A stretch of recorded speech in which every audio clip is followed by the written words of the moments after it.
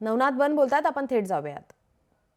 आणि सर्व खासदारांनी संवेदनशीलता दाखवत मराठवाड्यातील शेतकरी बांधवांना प्रत्येक महिन्याच्या एका महिन्याचा पगार हा शेतकऱ्यांसाठी देण्याचा निर्णय घेतलेला आहे.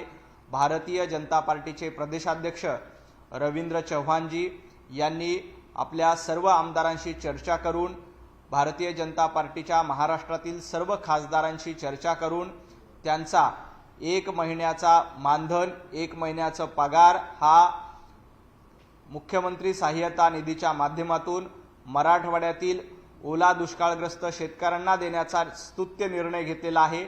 आणि त्यानंतर आज महायुतीच्या सर्व आमदारांनी, महायुतीच्या सर्व खासदारांनी त्यांचं एक महिन्याचं मानधन हे मुख्यमंत्री सहाय्यता निधीच्या माध्यमातून ओला दुष्काळग्रस्त शेतकऱ्यांना देण्याचा अतिशय स्तुत्य निर्णय घेतलाय.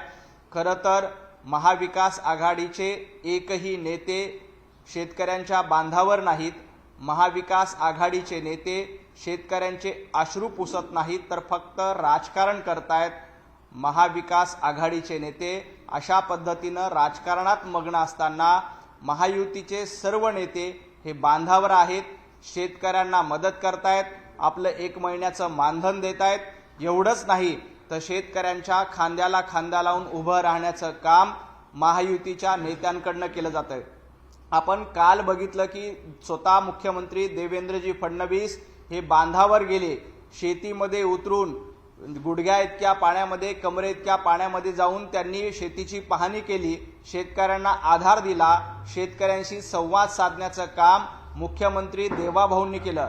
एवढंच नाही तर उपमुख्यमंत्री अजित पवार असतील, उपमुख्यमंत्री एकनाथजी शिंदे असतील, हे सुद्धा बांधावर गेले आणि शेतकऱ्यांना आधार देण्याचं काम, शेतकऱ्यांना साथ देण्याचं काम महायुतीच्या सर्वच नेत्यांनी केलेलं आहे.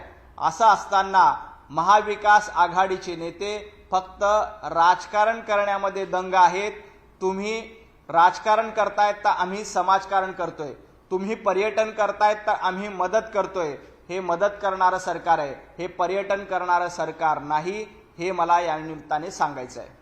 मुख्यमंत्री आणि दोन्ही उपमुख्यमंत्री काल दौऱ्यावर होते, पण त्यांनी नेमकं काय समजून घेतलंय? मराठवाड्याच्या अनेक जिल्ह्यात काहीही राहिलेलं नाही, त्यामुळे हा दौरा जो शासकीय आहे तो फार्स होता असं संजय राऊत म्हणाले. खरं तर फार्स काय असतो, दौऱ्याचा फार्स काय असतो ते आज उद्धवजी ठाकरे यांच्या दौऱ्याकडे बघितल्यावर आपल्याला लक्षात येईल. उद्धवजी ठाकरे हे ब्रेकफास्ट मातोश्रीमध्ये करणार आहेत आणि 3 तासाचा दौरा करून पुन्हा लंच करण्यासाठी मातोश्रीला येणार आहे. मोजून 3 तासाचा उद्धव ठाकरेंचा दौरा आहे. म्हणजे सकाळी 11 वाजता ब्रेकफास्ट करून उद्धवजी ठाकरे मातोश्रीमधून निघतील आणि दुपारी 2:30 वाजता लंच करण्यासाठी उद्धवजी पुन्हा एकदा मातोश्रीत येतील. या 3 तासाच्या दौऱ्यामध्ये उद्धवजी ठाकरे काय फार्स करणार आहेत? शेतकऱ्यांच्या बांधावर जाण्याचं नाटक उद्धव ठाकरे तुम्ही करतायत. ही नौटंकी शेतकरी बघतोय. तुम्ही सकाळी नाश्ता करून घरातून निघणार आणि दुपारी जेवण करायला पुन्हा मातोश्रीवर येणार. हा तुमचा कसला दौरा? मोजून 3 तासाच्या दौऱ्यामध्ये शेतकऱ्यांचं दुःख तुम्हाला कळणार आहे का? तुम्ही कार्पेट टाकून दौरा करणार आहेत का?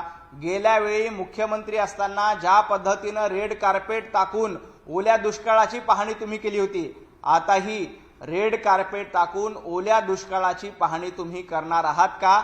हा माझा त्यांना सवाल आहे. कालच्या दौऱ्यातनं मतांच्या बाजाराचा मार्ग एक प्रकारे सरकारनं उघडला असं त्यांचं म्हणणं. खरं तर मतांच्या बाजाराचा मार्ग संजय राऊत यांनी सांगू नये. संजय राऊत हे गाढव नाक्याचं नेतृत्व करतात, हे मी सातत्यानं सांगतोय. संजय राऊत, तुम्ही फुटकी कवडी तरी मराठवाड्यातील शेतकऱ्यांना दिली का? महायुतीच्या सर्व आमदारांनी, महायुतीच्या सर्व खासदारांनी त्यांचं एक महिन्याचं मानधन मराठवाड्यातील शेतकऱ्यांसाठी दिलंय. आज उद्धव ठाकरे तुम्ही बांधावर जातायत, संजय राऊत तुम्ही बांधावर जातायत, तर तुम्ही फुटकी कवडी देखील शेतकऱ्यांसाठी दिलेली नाही. तुम्हाला या गप्पा मारण्याचा अधिकार नाही. तुम्ही आधी शेतकऱ्यांना थोडीशी मदत करा. आपल्या माध्यमातून थोडीशी जर का मदत केली तर मग तुम्हाला बोलता येईल. आजपर्यंत तुम्ही केवळ 3 तासात नुकसानीची पाहणी होणार आहे का? उद्धव ठाकरे केवळ 3 तास दौरा करणार आहेत अशी टीका या ठिकाणी नवनाथ बन यांच्याकडून करण्यात येते. लोकशाही मराठी ऐका, पहा, जागरूक रहा.